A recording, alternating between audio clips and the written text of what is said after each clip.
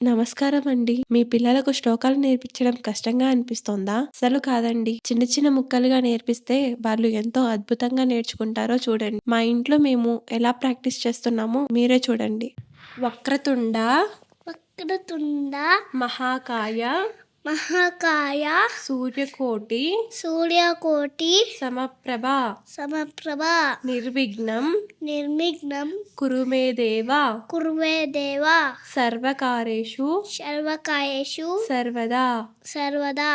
చూసారా? ఇలా ఒక్కో పదాన్ని విడదీసి నేర్పిస్తే వాళ్ళు ఆడుతూ, పాడుతూ నేర్చేసుకుంటారు. ఇప్పుడు ఫైనల్‌గా తను ఎంత బాగా పాడాడో వినండి. చాలా క్యూట్‌గా ఉంటుంది. వక్రతుండ మహాకాయ సూర్యకోటి సమప్రభ నిర్విఘ్నం కుర్మే దేవ సర్వకాయేషు సర్వదా.